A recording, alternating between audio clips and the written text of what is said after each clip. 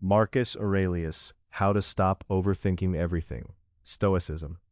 Your mind replays the same worry for the hundredth time tonight. The conversation you can't take back. The decision you can't make. The future you can't control. You're exhausted, but your thoughts won't clock out. Here's the strange part. Nearly 2,000 years ago, the most powerful man in the world lay awake with the same problem, and he wrote down exactly how he solved it. Your mind won't stop. Why? Marcus Aurelius was the emperor of Rome. From 161 to 180 AD, a man carrying wars, plagues, and betrayals on his shoulders, who each night filled a private journal with notes to himself on how to stay sane. That journal survived, and today we call it the Meditations. He never intended anyone to read it, which is exactly why it's so honest. And that honesty matters now more than ever, because overthinking isn't a modern glitch, it's an ancient human pattern. Marcus faced it without notifications, and we face it with a supercomputer in our pocket feeding the loop. In the next few minutes you'll learn why your mind spirals, the 3 Stoic tools Marcus used to interrupt it, and a simple daily routine that makes calm your default setting instead of your vacation. Let's start with the uncomfortable truth Marcus discovered on the freezing banks of the Danube. He wrote the Meditations not in a palace, but in an army camp during a brutal frontier war, surrounded by disease and death. If anyone had a reason to spiral, it was him. And yet one of his most famous lines cut straight to the mechanism of overthinking. He reminded himself that we suffer more often in imagination than in reality, that the anxious mind punishes us for disasters that haven't happened, and mostly never will. Notice what he's really saying.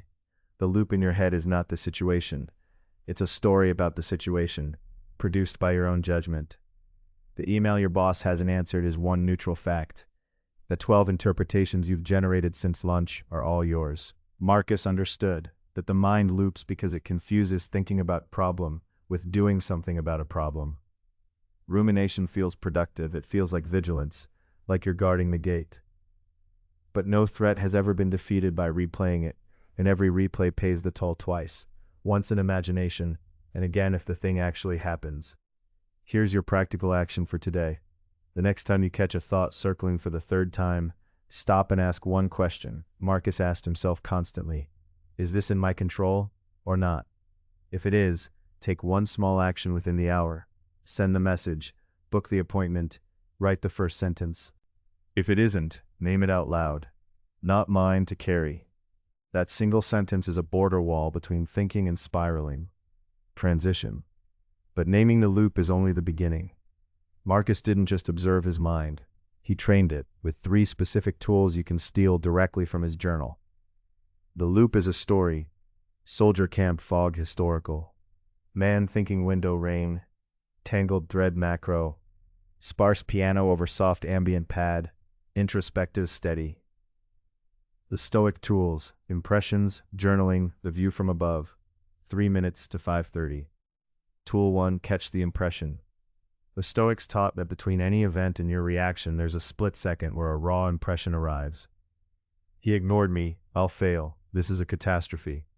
Marcus trained himself to pause right there and strip the event down to its bare facts.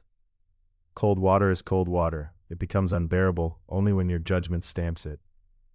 So when the spiral starts, describe the trigger like a court reporter, not a novelist. I sent a message, no reply yet. Full stop. You'll be amazed how little fuel the bare facts contain.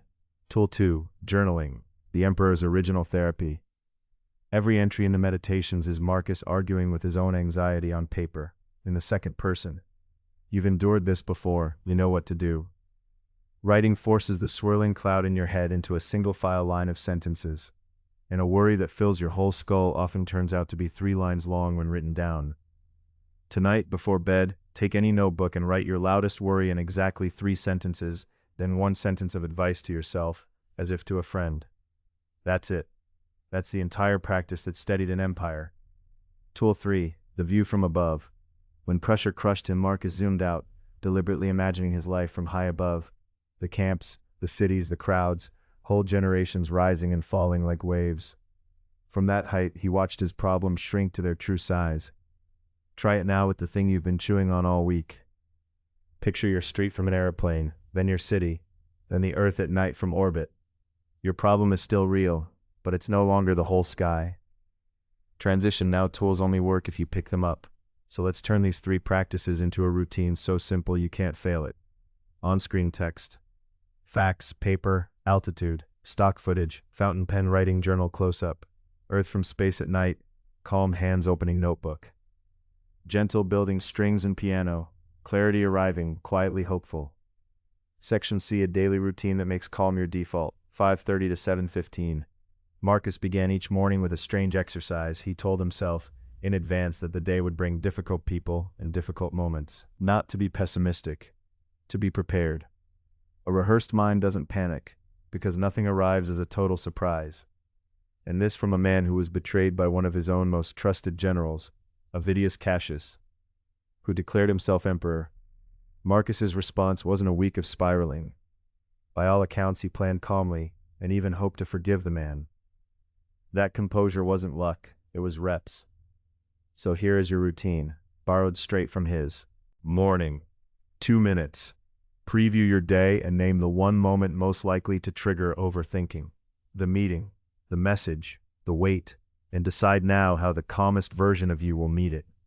Daytime. In the moment when a loop starts, use the court reporter trick.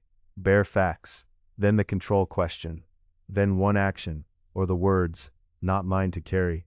Evening. 3 minutes.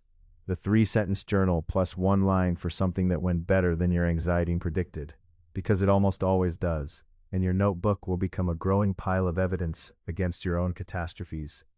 Do this for 7 days. You're not trying to silence your mind. You're teaching it that someone competent is finally in charge. 2 minutes, twice a day. If this helped quiet even one loop in your head, subscribe to Life's Philosophy. Every day we turn one great thinker's ideas into practical tools for modern life, and tomorrow's video continues the journey. And I'd genuinely like to know, what's the one worry your mind replays the most, and is it actually in your control? Tell me in the comments. Reading your answers is the best part of this channel, and your reflection might be exactly what another viewer needs to read tonight. Subscribe for daily wisdom. Tonight, when your mind reaches for that same worry for the 101st time, remember the emperor in the army tent, writing by candlelight. You've endured this before, and you know what to do. The replay only ends when you stop pressing play. And now, you know where the button is. Stop pressing play.